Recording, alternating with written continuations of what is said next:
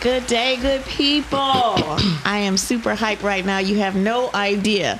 I just want to welcome you to another fun-filled episode of Lessons for the Journey. The purpose of this podcast is to share insights and information on women's wellness, understanding our whys, and the lessons that inspire us to take positive actions in ourselves, our families, and our communities.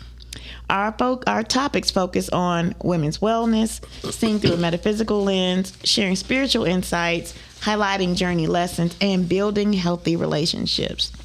I am your host, Dr. Hetheru, and I share this space with engaging co-hosts, guests, inspiring topics every Friday at 12 noon for a transformative 1-hour experience here live on Podcastic and Facebook. You can expect deep, thought-provoking conversations on self-discovery and personal growth. Special guests, locations, events, people, polls, and thoughts. Co-hosts sharing inspiring wisdom and life-changing insights. A powerful blend of spiritual, metaphysical, and wellness lessons. Tools and strategies to help you elevate your mind, your body, and your spirit. Our show is produced by Chantel Mosley of Podcastic Studios. Our co-hosts and special guests include Jada Rains, Ma'at Sabah, Mary E. Bayou, Nicole S. Miller, and special appearances by Dr. Calvin Mann. Our message to you is that if you're seeking clarity, healing, personal empowerment, this podcast is for you. So tune in, engage, and transform, because your life journey right now, blended with ours, is about to start. So we need for you to get in, get inspired, get your tools. So your tools, our tools, the first ones that we start with are our journals or notebooks, pens, and let's go. So we're going to jump right into our topic today. And we really want you to really connect, because we have a special guest that is joining us. And she is such a dynamic woman. And when you hear her voice and when you hear her story, you will never be the same. And there are going to be opportunities for you to connect with her, not only through her speaking, but some of the offerings that she has through her business, from workshops to coaching to books and other tools. So we want you to sit back, listen in, and I'm going to just welcome Danielle. Are you with us? I am here. Hi, good day, good afternoon. Thank you. So we often start our podcast with a form of reflection, and this is really just to, I feel like we're, when you're potting a plant, and when you're taking it out to reroot it, you have to shake the dirt off the bottom. I kind of feel like that, and I always pitch the first question to my aunt. Do you have our memos today, my aunt? I do. Okay, so the name of our show is The Virtuous Woman, Following Her Path. And the path that we're following is with Danielle Bowie. And so I am excited to have her participate in our reflections. And then we have some probing questions that we're going to get started with. And then we're going to get into a little bit around the virtuous woman. And Danielle, we do want you to chime in as we go on with this process. But at some point, trust me, we're going to turn this conversation over to you, so you can really tell us more about the virtuous woman that you are and the ones that you help to cultivate. So keep that in mind. Our opening reflection question, again, remember, this is the virtuous woman and following her path. So our opening reflection question is, what traits do you think of when you hear virtuous woman? So my first ball to you, Danielle. We're going to come follow up with you for your thoughts on that question. Virtuous, usually we connect that with a religious definition. Mm-hmm. And then, and that's fine, but I think to me, virtuous would be a woman who's loving, who gives unconditionally, non-judgmental, self-sacrifice for certain things, especially her family, her community, the things and the people that she cares about, just the world, period. A person that loves people, a woman who is steadfast, who's honest, that has high morals, has high integrity, that she stands firm in what she believes. She says what she means and means what she says. Man, I mean, there's a laundry list, but I think I'll stop there. Okay. So, Danielle, we're pitching this thought to you. Can you give us some insight? Well, I completely agree. The virtuous woman, to me, is one of integrity, one who does focus and strives to empower those around her, be it her family, her community, other women, those that surround her on just a simple daily, day-to-day basis. One that strives to build, who is also, yes, caring, loving, compassionate, and rooted in God. Yes, to your point, it is namely a religious thought that comes to mind first when someone mentions the virtuous woman, but the true nature of God is for us to connect, to grow together, to impact one another, and be a blessing in every capacity. And I think that's what a virtuous woman is, one that builds, one that creates, one that really does all that she can to leave a legacy for her family, for those within her, again, within her family and those just in the world. So I think she's deeper than religion. She's one that really just tries to transcend generations and leave a mark on the world. I so agree and appreciate your answer. That is, when I think about it, I connect it to the principles of Ma'at. And when I started to study the principles of Ma'at, not just the sister sitting next to me, but the principles of Ma'at, I started to understand and study the virtues of Ma'at. So what are the teachings that, like some of the original teachings that initiates, our ancient initiates have gone through to really acquire a level of wisdom.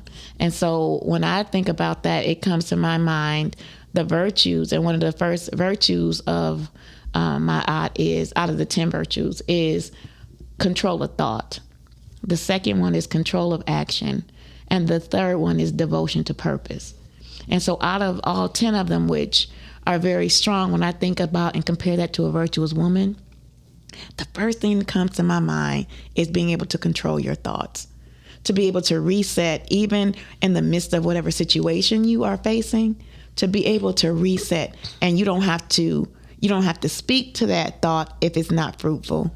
You don't have to act on that thought if it's not fruitful. And when I think of control of thought, I think of that being a strong practice to being the first step in a virtuous woman, controlling our thoughts, because we have over 8,000 thoughts a day, at least 8,000 thoughts a day. And so in that thinking, what do you do with it? Do you just say whatever is at the top of your mind?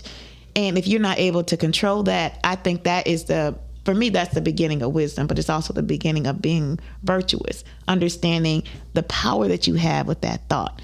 What happens with imagination? What happens when thought comes from the spirit realm and comes to you to be able to steward? And what happens next with that thought? And so that's how, when I think about the virtuous woman, I think about those three things. Are we controlling our thoughts?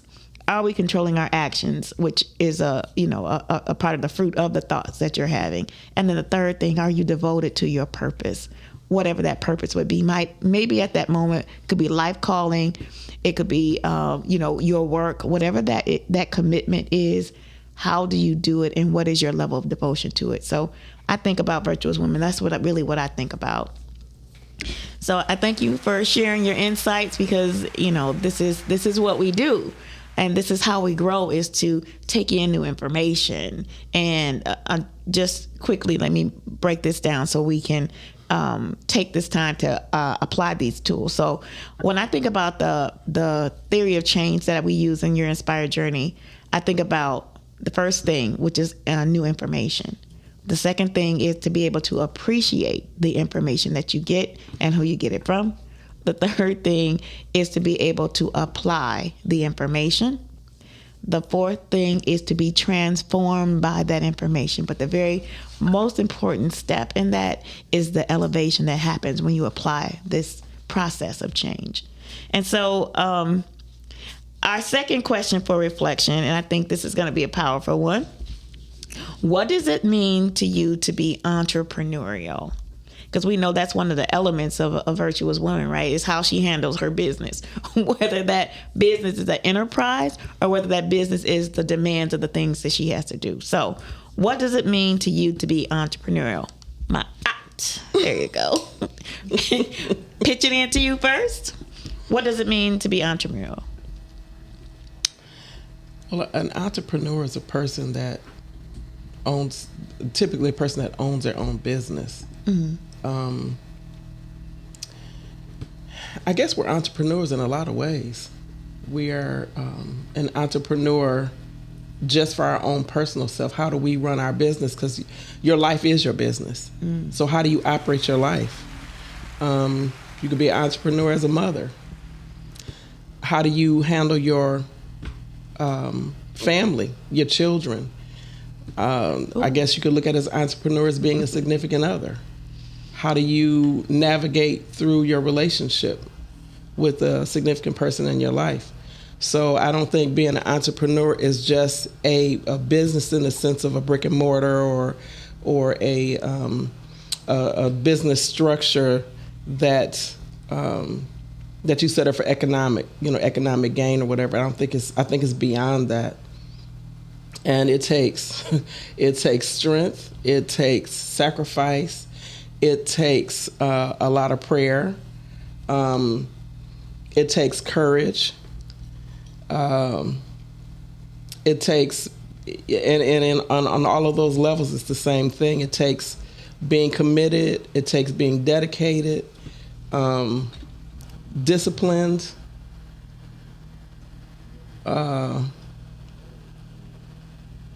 firm in commitment in whatever it is that you are, whether you're committed to your family, committed to your personal growth, your significant other, whatever it is. It takes all of those elements and more, but those are the ones that I can think of right now. Thank you.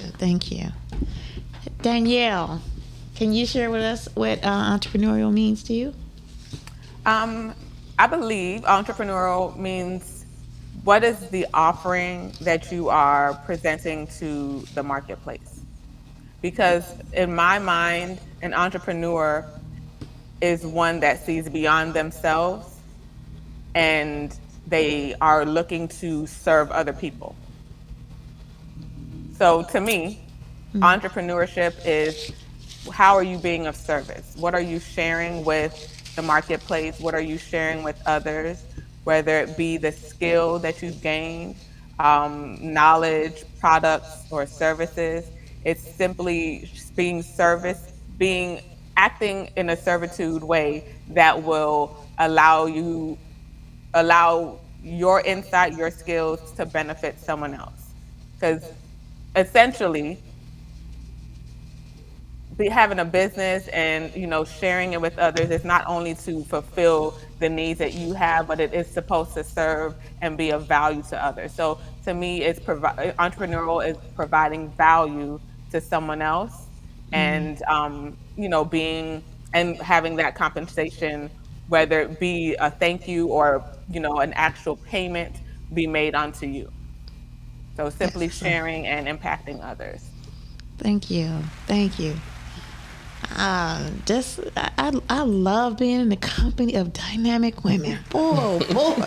If that's not stimulating, if that's not part of the lesson for the journey you guys are getting, you need to catch up. When I think about being entrepreneurial, so I've been in this space for a number of years, working with entrepreneurs, and I think that part of understanding being entrepreneurial is how you define it and refine it throughout your journey, because it has a tendency to change and expand. Like when you were talking about it, I really never thought about looking at my family and my responsibilities in my family as being entrepreneurial. That was very insightful for me, because now, I mean, I wish I had known that sooner. Seems like seems like I could have had a tighter ship run. But it's so, and knowing Danielle and her journey around entrepreneurship and helping to elevate those entrepreneurs, especially women, it offers some really deep framework, you know, and I love that she presented it in terms of a service, that it's a relational service. And you know, as we are talking about, and Danielle and I are working with organization Mother and Justice, and learning more about relational organizing. Now that I think about that, and Danielle, because of your background, I think it helps me to frame entrepreneurial even now at a different level. And during my journey, my question was always, when I would work with entrepreneurs, which, you know, I work with quite a few businesses and entrepreneurs in this journey, that how you start off defining it is going to expand or be refined during the process. And so as I think about entrepreneurial, I think of it as a mindset, which will segue for us into one of Danielle's books. But anyway, that the mindset of being either a producer or supplier of resources. And that would be whatever that resource is, because sometimes the resource is your gift. Sometimes the resource is a physical product or a service that can be used and rendered.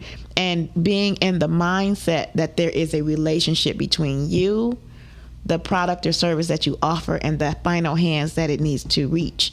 And so as I think about that, I can think about entrepreneurial now in an expanding way, and it is the business of the business. So the business of the business for me is my purpose work, is this journey work.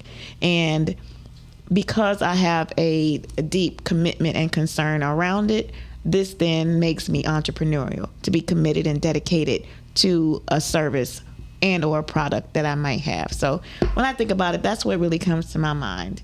So I thank you for your wisdom, sisters, in framing it in a way that we can take it and really internalize it and really take in new information. So if it wasn't your perspective yesterday, you get to incorporate these perspectives for today and help you grow and refine in that space. So thank you. And becoming more of a virtuous woman every day. So I want to talk a little bit about kind of how I put this overview together around the idea of a virtuous woman. So it says, in a spiritual and metaphysical context, a virtuous woman embodies moral excellence, strength, and integrity, often associated with divine favor and a covenant relationship with God. She is characterized by qualities like faith, love, humility, perseverance, serving as a model of ethical conduct and spiritual strength.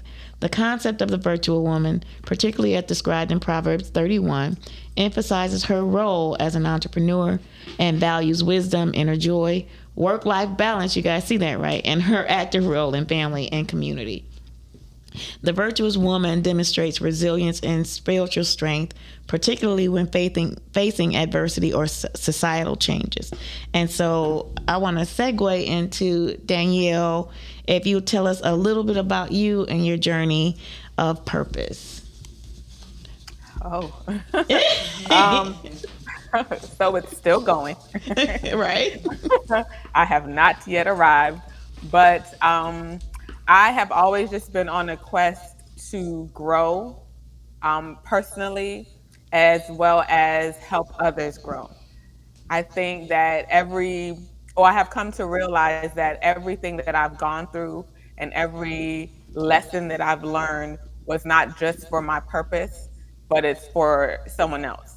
Because like of late, I've I've experienced things and I've wondered how to get through, or I wish there was a blueprint. I wish I knew the next step after this. And I realized that the journey that I'm on is one that is to share how I got through and the next steps through the journey to someone else so that I can empower them and inspire them and, just be able to share and encourage that it is a journey.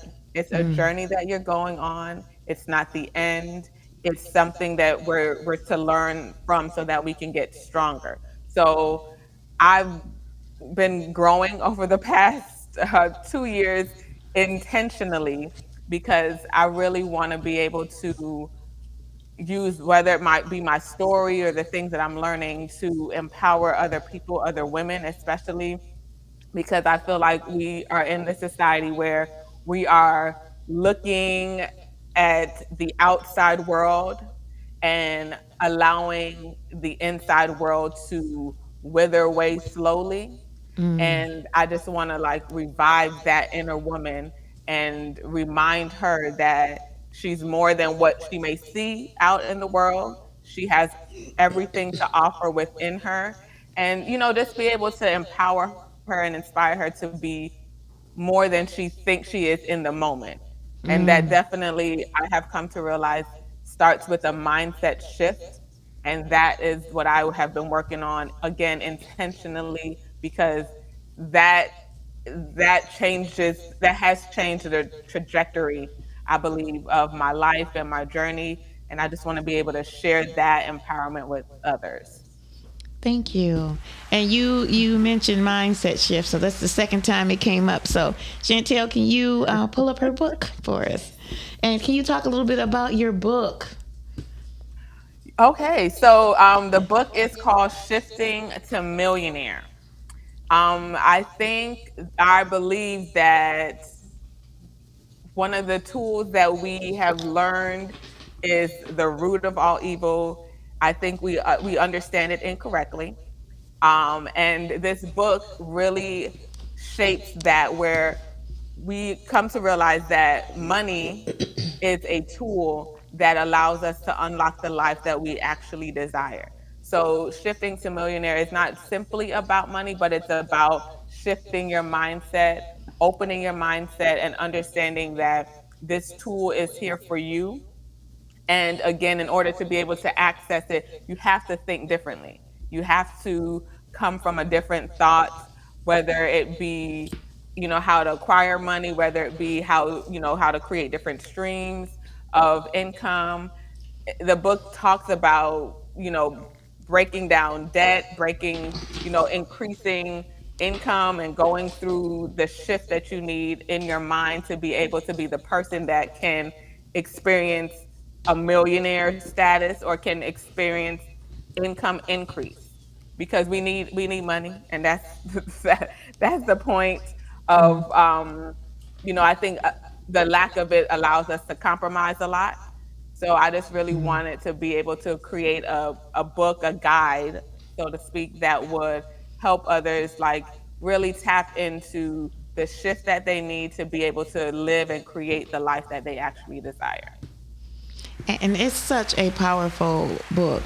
Um, what I got out of the book, I love how you put the segments in the book. So it's like you hear that, and I think you mentioned this in the book too. How do you eat an elephant, right? One bite at a time, right? And so I love that their structure is like that. It gives you the wisdom, it gives you the tool, and it gives you the inspiration to apply it. And so it's like you could pull up, and the other thing I like about the book is that you can turn anywhere and start there. And it's such and that's how I use reference tools. What you need to have right there, you need to be able to have it, and you can actually look at it and say, okay, I can start right here and go in either end of the book, and you can still find a lot of value, tools, that new information I'm talking about. Some things you know about but may not be applying. And that's the other thing that it lifts up, that I think is an incredible space in how you start to shift. Because really, that had not been my mindset about even shifting to millionaire. You just think it's a place that you arrive to, like your journey. And, you build up to a certain space of wealth. but the wealth that I had been focused on was my inner currency. And so because I think I had been thinking so deeply about the inner currency that I needed to make sure that it was aligning with my outer currency. And so your book as a tool also gets you there, but your book as a spiritual tool reminds you of who you are and what promises are yours and how you can take those promises and apply them to your life and your journey at any given point. So that's another powerful part of your book. Can you? I know you talked a little bit about what inspired the book, but can you tell what, like, how long had you been working on the book? When was the time when you said, okay, I got to release this out to the world?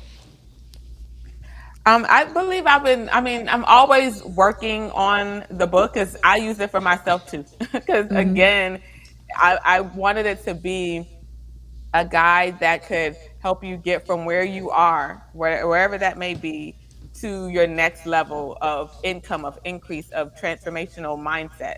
So I mean, it took me a couple months to kind of, narrow it down and kind of simplify it where it was digestible and it wasn't like an overwhelming, oh my gosh, a millionaire, like, because we think that number is so big, and and I mean, it's relative to some, but if we think the number is bigger than us, then it seems harder to achieve it.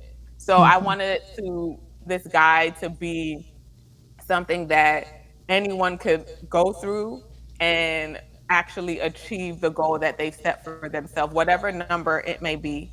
I wanted them to be able to have a place that they can come to, get go into that section, that segment, and really work on that particular task, because there are actionable steps in every chapter that allow you to read and say, okay, this is what I need to do to be able to achieve this outcome that this chapter is offering, and make it digestible, because again, we're on a journey.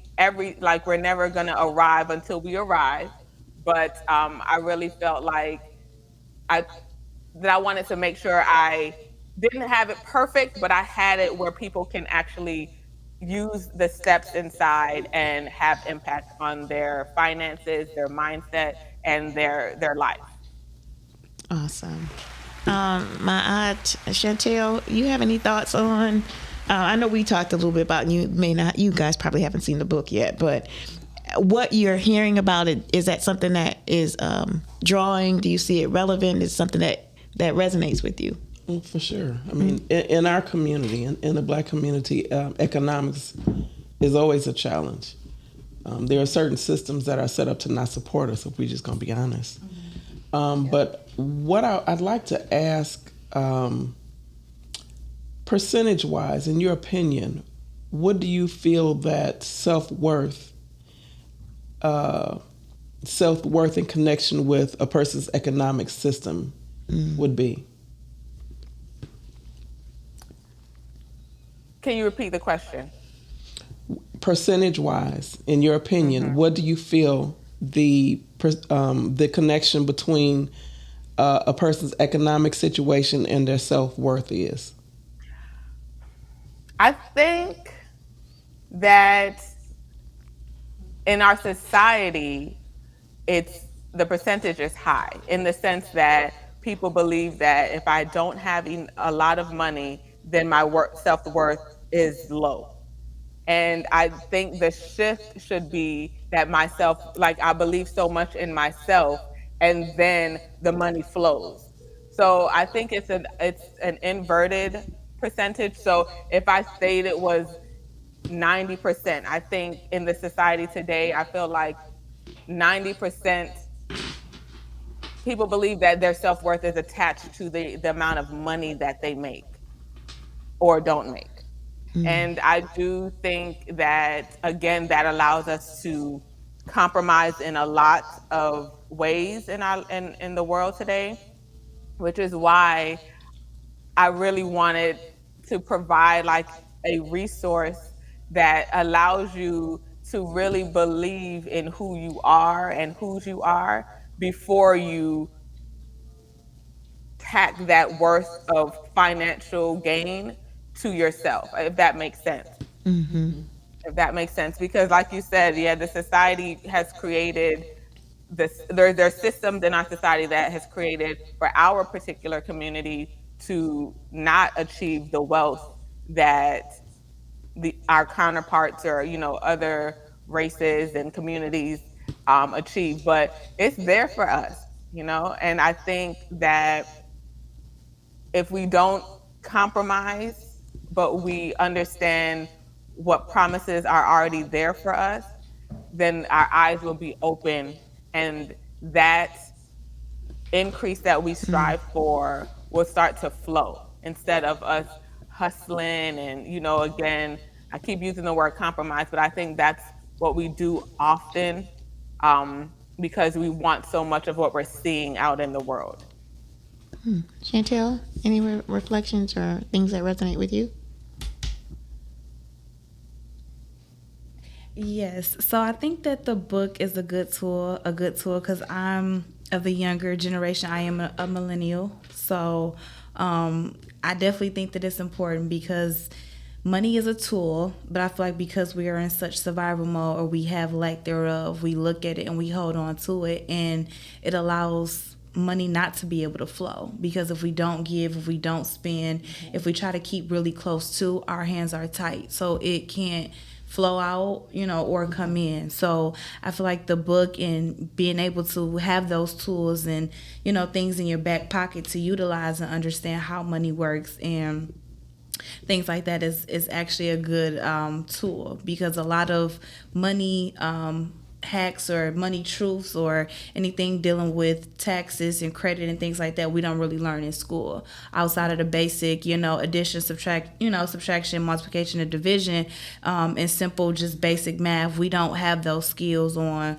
entrepreneurship, on how to have a business or things like that. So I feel like that is definitely a great tool. Thank you. Thank you. And as we think about tools, Danielle, if you can share how and I'm really segueing into this entrepreneur and organizer conversation, but how your gifts, your talents, and your abilities have helped you shape the conference, have helped you shape the vault, have helped you shape all of the different things that your hands have been blessed to reach. I think I'm always trying to learn something new, again, that will Hold make on one me second. We better. got to make an adjustment with the sound. Hold on one second. Okay, go ahead. I'm always striving to learn something new that will, help me become a better mom, a better wife, a better entrepreneur, a better communicator, everything. And the conference that we're having, the community, the Virtuous Women Academy, I just want to share it. Like, I don't want this, I'm not a gatekeeper. Like, I You feel flow. like the reason why we are moving in a system that seems to be against us is because either there's the lack of knowledge and the fact that when some of us do get to the top, we don't go back to share. And I want it to be one that's shared, because I think it's disheartening to see growth in yourself, but you can't provide that to the next person. You can't share it. So I really wanted to be able to, and everything that I'm learning, even learning and building with Dr. Heather, like learning, getting information and knowledge. My goal is to always share it with my community, always share it with others, because it's enough of good things in the world to go around, whether it's money, blessings, it's enough of good things. And I really want to be that conduit that shares the wealth of knowledge of everything that I'm learning. So that's where all of these, events, the book, the, Virtuous Women Academy comes into play, because our community doesn't grow because they honestly don't know. They don't know the things that are out there to help them. And I definitely just want to be a help however I can to impact the next woman, the next mom, the next wife, the next family, however I can. That is now that's purpose and power. The hair on my, y'all know I'm set off now. Y'all get the hair. Y'all see this? Yeah. Yeah, it's huge, and that's such an important piece of what we need and what's happening in our world today. And a lot of women have stepped up to the call. And I met a sister today on my way to the podcast, and I asked her about what was her passion and what did she do, and she had so many inspirational thoughts about cooking, about art and fashion, and all these different talents that she has that she knows is part of her fruit, that she knows is part of, this is her journey to her wealth building. This is her contribution, the legacy that she's leaving to her daughter. Like, all of these things are, and this is how I describe it in the age that we're in. It's like being a tube of toothpaste, and you're being squeezed from the bottom to get every drop of that toothpaste to come to the top, right? And I don't know about you, but my toothpaste container is not tossed until I can't get underneath that cap. You don't cut it open? I never thought about cutting it. No, I just keep squeezing it until it gets to the top. And in the top, it's a good 2 more squeezes before it's empty. And then you replenish it, right? But it feels like that the time that we're in, it's like you're being drawn to do something else, do something about it. You're being drawn to align with somebody who inspires you, or who is acknowledging that, yeah, you have value too. And we're taking that, like, we're multiplying that now. It was a time where it was just being, we saw it happening, but now it's like we're past that. Now we're multiplying all these efforts because we see us elevating. And my concern with our elevation is that we're doing these things outwardly, but what's happening inside of us? Where is that strengthening? Where is that investment? Where is that excitement happening in us? And where are we relieving the weight that's holding you back? And I'm saying WEIGHT as in heavy, and I'm saying the weight as in WAIT. What are you waiting for? Yeah. And so as we continue to pull, Danielle, your book, the conference, your work and your workshops, those things are pulling those things out, lifting them up and saying, here is some other tools. Here is another way. Here is an opportunity for you. And so, I so appreciate about you and the sisters in the room with me, because all of us realize and recognize that call, and all of us are doing something about it. And so, I just kind of want to ask my if we can stop for a few reflections in the memos. So Danielle, we're going to offer you a memo as well. So my aunt has created one of her products, her tools, right? Is she has a deck of cards. Can you tell us a little bit about the my memos? Yeah, these are. I'm gonna pull yours for you, Danielle. Okay. These are. Chantel is pulling hers. Ooh. These are, it's called my aunt's memos. And so, I don't know if it's, showed up right. So these are about 160-ish words of power, encouragement, and or to promote self-reflection. And I came up with them because when I hear a quote from something that's like really impactful, it's like I hold on to it. And then it came to me to start to compile these and use it as a tool. So like my daughter, she would take them to her job, and when a person was going through something, they would pull the cards. And if they couldn't find a meeting, they almost have a oracle effect, because when they couldn't find a meeting from the first card, she said Spirit told her to tell them to pull 5 of them. So when they pulled 5 cards, it gave them a more complete answer to whatever it is that they were going through, or the question that they had. And these people have like a love-hate for these. like they love to pull them, but it usually gives them some kind of insight that they appreciate but don't really want to hear. Yes, often it will meet you where you are. So you want to go first with yours? So mine says your right ends where someone else's right begins. Ooh. And that's true when somebody says, well, you don't have a right to. Well, your right ends where theirs begins. Ooh. That kind of feels like a paper cut. Yeah. Danielle, we're going to have you go next. Can you see it? Yes, it says only you can hurt your feelings. Ooh. That's another paper cut. What do you think about that? What do you think about that? Yeah, because if we give the power to someone else to hurt our feelings, then we're gonna get hurt feelings. Right. So I think that I think it's a power shift in that Mahat moment, is it? Mm-hmm. I'm gonna tell you the story behind that card.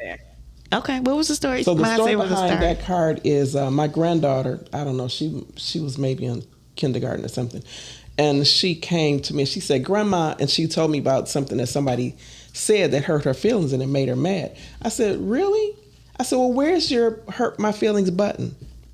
And she looked at me crazy, like, "A button?" I said, "Yeah. What button did they push on you to hurt your feelings?" Well, she couldn't answer that. I said, "You and you alone have the power to determine what bothers you and what doesn't."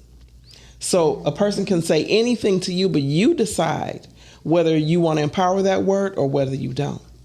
Yeah. And so eventually, when she would say something again, I said, "Well, where's your button at?"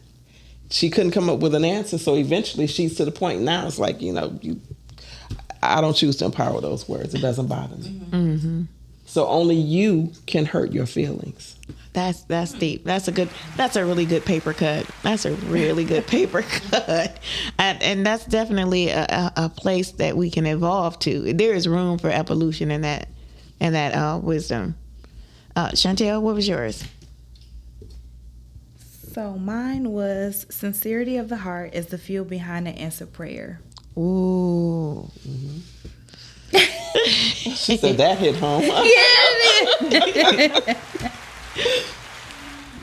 All right. And mine was no one can make you feel inferior without your consent. No one can make you feel inferior without your consent. Ashe. So let's put these cards up. Right. Okay, and so here you go. So when I started to look at the virtuous woman from a metaphysical lens, some of the words that came to me was balance, harmony, and so the thought was the virtuous woman embodies balance and harmony in her life, integrating her roles as a wife, mother, member of the community, and just a deeper look into that. So yesterday was Juneteenth, and it was an amazing day. I was part of the Midtown parade and celebration, and my mother was nominated as the community mother. And as my mom had to submit a bio, and when I started, of course, I was writing her bio for her. It was a totally different thing when she was writing, but when I really started to think about, and I started in our childhood, because my mom was the mom that taught kids how to be kids. Like, she shared a lot of kids games, and a lot of kids in our block, they didn't know how to play jacks or jump rope or hopscotch or any of those things, roller skating. My mom had those roller skates. You guys remember the roller skates where you could slide over your gym shoes? Mm-hmm. Chantel probably. Chantel, I don't know. She didn't know anything about those. Oh, no. Right. Y'all know about the shoes that were, or the gym shoes that were skates that you could flip the switch? Y'all don't know about those either. No. Okay. Was it what? No, Haley's. Heelys, is that what you call? I don't know what they called them. I know that because my god sister had some. When she got tired of them, she gave them to me. Okay. And I was the thing at that point. That was what I was doing, skating around in my gym shoe roller skates. Anyway, but my mom, you're right. I know it's weird. My mom was the one that introduced that to everybody. We made an ice skate rink in our backyard in the middle of winter. And my mom had all these, she had about 5 or 6 pairs of ice skates.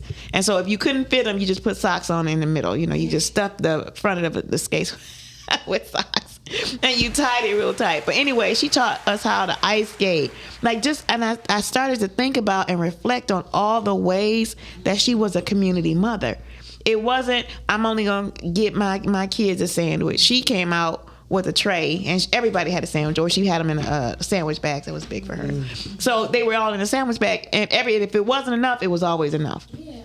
When it wasn't, hear me now, when it wasn't enough, it was always enough. So if it wasn't a whole sandwich, then everybody got a half a sandwich. Mm-hmm. But it wasn't that nobody got anything or only my kids got something. And she had that mindset all the way through where she is now. My mother right now volunteers at Focus Hope, and they say she makes around 3,000 calls a month for the senior program to make sure that the elders that they feed, which is around 42,000 a month, that's a month. I was like, was that a year? No, that's a month. Oh, wow. Around 42,000 elders that they feed a month. And my mother is talking to a percentage of them every month to make sure that they're okay, that they have their they have their food that they're getting, because some of our seniors depend on getting that food. Mm-hmm. And thank you to Focus Hope, and thank you to the volunteers that volunteer to drop off so many of the food boxes to those seniors that can't reach us or get to Focus Hope. So, but this is the kind of community mother that my mother is. She was on the PTA. Was it parent? What does PTA stand for? Parent Teacher Association. Okay. So she was a part of that for all of her 7 kids. So, she was at the school, and so people knew her. And so when they would see her in the community, it was, hey, Miss Miller. Hey, Miss Miller. Now she's Miss Honey. She has shifted when she became a grandmother to Honey. But just the thought of that part of her, and how that part of her was the virtuous woman.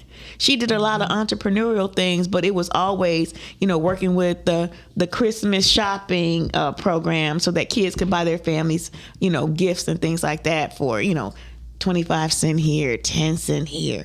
But that was my mother. She was the community mother. And for the lieutenant governor of Michigan, and for City Council President Mary Sheffield and Alexandra Nichols, who was the chair of that committee, to recognize her, my mother, to recognize her for being a community mother was huge.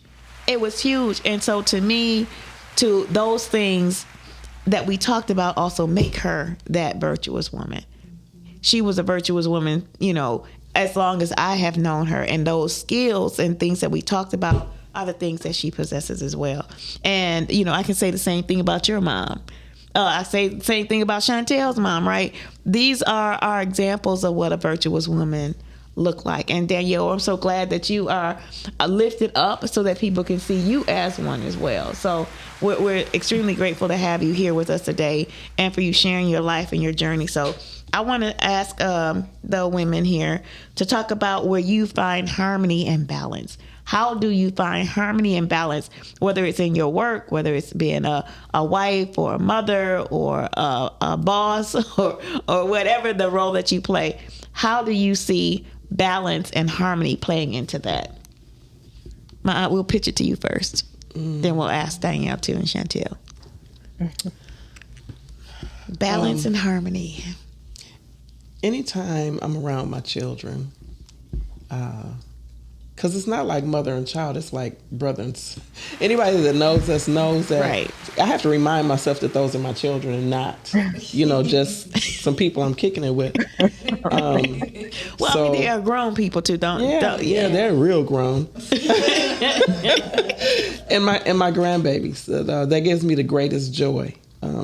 And I don't care if it's just a phone call. If I see them, that's even better. My daughter, my granddaughter, we're the three travelers.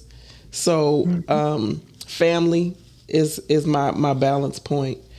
To be able to do my calling, that gives me a great joy. It's just like, it's when you step in your calling, it's something about it. It's a peace that you get. It's a fulfillment that you get. And I can't really explain it other than that. Anytime that I can help somebody else gives me great joy. That's a balance point. Physically, water, if I'm around water anywhere, and if I could just see it, it just balances me straight out. Water and candles and scents, like incenses and things like that. So those to me are probably my main balance points. It gives me the greatest joy.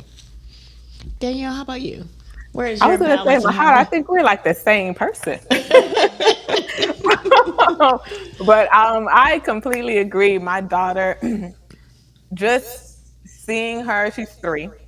So Oh. her innocence allows me to seek the balance. Like, just to see things through her eyes allows me to come down and really create some type of balance that I feel in peace when when she's calm and cool. And and I think just being able to share and help someone, whether it's through an issue they may have, or encouraging them on moving forward, and believing and praying, for their answer that they're seeking, and just finding a way to empower someone else, that gives me the harmony. Like, I really feel, I get excited. I feel like, as if the spirit is flowing through me. It really does bring me to a place where I'm like, this is what I'm here for.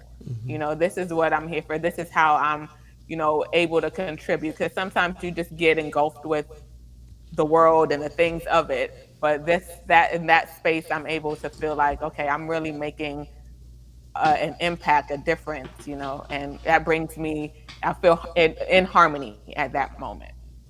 Thank you. Chantel, tell us how you experience that balance and harmony.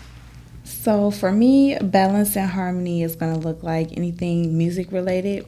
Typically hearing those older songs that take me back to that particular place when I was younger, when life was simple, when life was easy, not a care in the world, kind of go back to those places. And then also I like music of different genres, whether that be, gospel, R&B, rap, things like that, just to kind of help me with whatever mood I'm in. So Okay. that helps as well to kind of balance me out. Do you get excited when you see all this electrical stuff? It's exciting, especially when I don't know it, because I learn more by doing, and then you show me once or twice and I got it. So it does. That's awesome. Yes. Let's see. When I think about balance and harmony, what comes to mind is, okay, so don't judge me on this, you guys.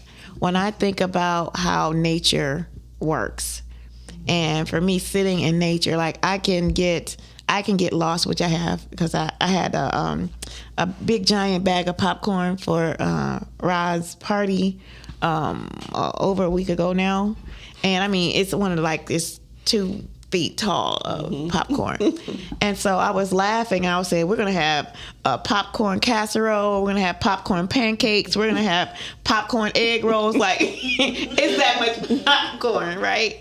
And so what I started doing, I had dropped a couple of the popcorn kernels because had my hand in the bag when we were taking out of the car. And the birds ate it. And I was like, birds eat popcorn too? Which I have been doing that every day since we've had that popcorn. So I'm probably down to about that much now. But but the harmony, for me, the balance part came from the watching how, and amongst my favorite animals are the ants. And so watching how the ants work together, how they can take that piece of popcorn, and they're strong enough to move it. They move it closer and closer to where they're traveling to, and they start to break it down so it's in smaller parts.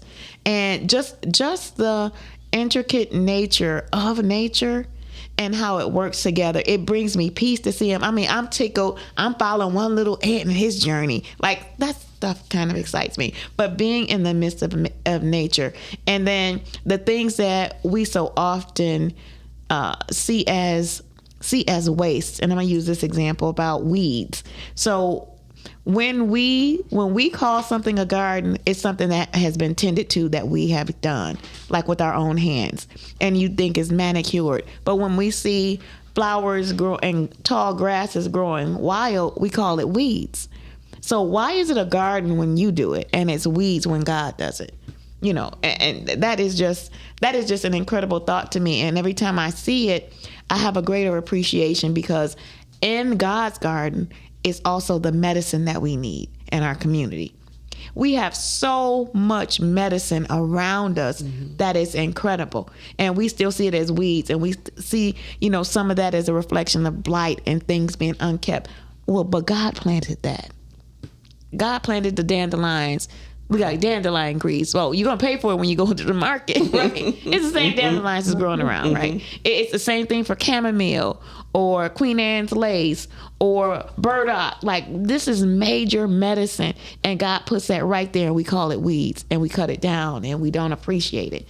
So those kind of things help me to reset and, one, give me my balance, and two, create the harmony that I need to bring me back to my center, to remember who I am, whose I am. And if God can encourage me to feed the birds the popcorn that I had an overabundance of, then I should not be worried about not having something to eat, because it's a provision that if God can feed the birds, he can also feed me. So it is definitely a way to recenter and help me to remember who I am and whose I am. I thank you for that reminder, Danielle.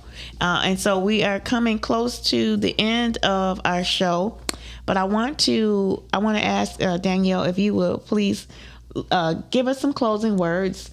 Talk to us about what's happening with you, how we can get to the book, and how our viewers can connect with you, and kind of where you are. And I call your work as national, even though you're not in the Detroit area. I want to make sure that you let people know that your work is national. You are invited to come and travel to where your workshops are, where your conferences are. So please make that available to us. Yes. So we have an event called the Vault Experience Unlock Her, and that's happening in Washington, D.C., July 12th. And it's a conference of discussing wisdom, wealth, and worth. We're going to have speakers there, and create an intimate session that would allow us to just converse about how to unlock the woman inside, how to build businesses, how to invest globally, how to really unlock the woman, her mindset, and talk about shifting. So that's happening July 12th.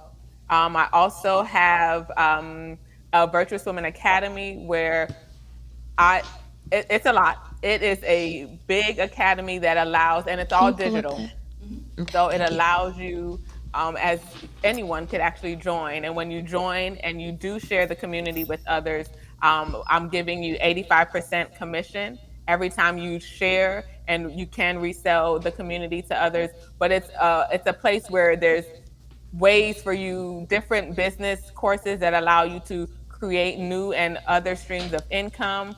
It allows you to learn about investing. It allows you to learn about crypto investing. It allows you to learn about how to start an Airbnb business, how to, I also have mindset shifting courses in there that allow you to go deeper and to uproot and reprogram the mindset that you have that's keeping you bound. And there's also my book, Shifting to Millionaire, and all of that you can actually get at the website in one location. I see that there's a QR code. You can scan the QR code, or go to the virtuouswomanacademy.com. And you can also find me on social media. I am there. Find me. Let's talk. However I can help, I am there for you. Blessings. Thank you. My aunt, how can our listeners and viewers find you? Okay, so website is relationshipfirstaid.com. Facebook, same thing, Relationship First Aid. Instagram, Relationship First Aid, and email address is relationshipfirstaid@yahoo. A relationship first aid, right? Yep. So, and I just want to make sure that you all know that my aunt is going to be navigating Lessons for the Journey for the month of July. As many days as we can get her on a Friday to navigate Lessons for the Journey for July. And so she is giving me an opportunity for respite for the month of July. So my life can be a little bit different and I can reset. So I appreciate you for that, my sister. And I want to also mention that tomorrow of our event is the our annual fatherhood brunch and award ceremony. So that is an opportunity for us to uplift the men in our lives who are fathers, father figures, step-in fathers, our fathers that are present now, our fathers that are in memory, that we want to share with the community how grateful we are for them. Our theme is built to last. And so that's the legacy that fatherhood leaves. And this is an opportunity for those to join us. And this is actually the last call because it's actually tomorrow at 11 a.m. and it's at New St. Paul Church. So if you are interested in coming, send me the picture of your father ahead of time. I'm going to have you send it to my personal email. You guys got that. It's Heather, the number 2, Hetheru, that's Hetheru, @gmail.com. So send me the picture there. You can get your tickets still on Your Inspired with a D. Your Inspired Journey is my website, and you can reach out and call me because it's the last call. You can call me at 313-759-7855. And I want to really encourage you to take the time. This was Fatherhood Unity Month. It is the time that we lift up the men, husbands, and fathers in our lives.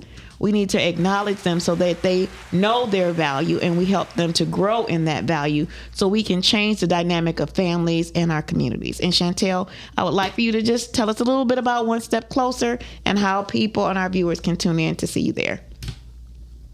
Yes, so One Step Closer is every Thursday at 1 p.m. live on Podcastic. And you can reach me at Sham Mosley on Facebook, and then Monday through Friday on the Rise and Grind Morning Show, which is also on the Podcastic Network. If you search that on Facebook, we will pop up. And can you run our Podcastic commercial? I sure can. And then I'll come back and close. Okay. All right. Thank you, everybody. Stay tuned. We want you to see this message, and especially if you have a voice that you want to share. This is a tool for you to start that journey. Yes, you can definitely start here with your podcast.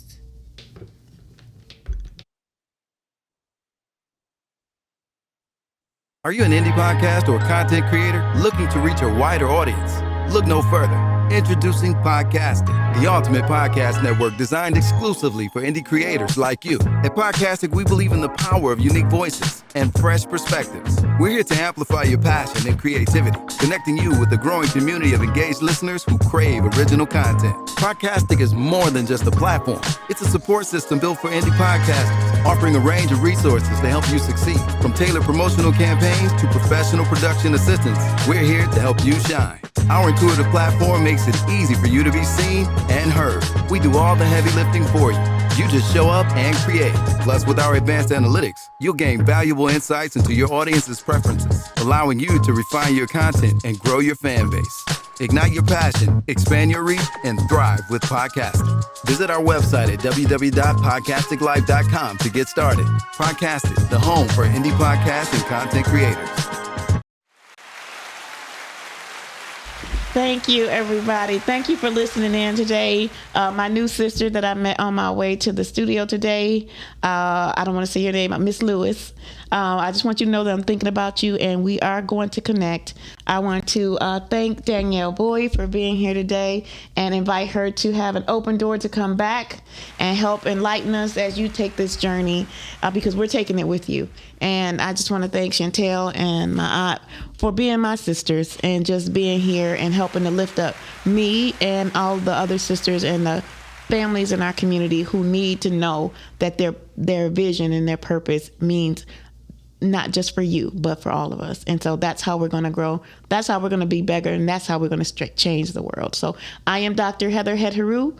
on Lessons for the Journey. I thank you for sharing time with us and for being here. Have a good day and stay clear.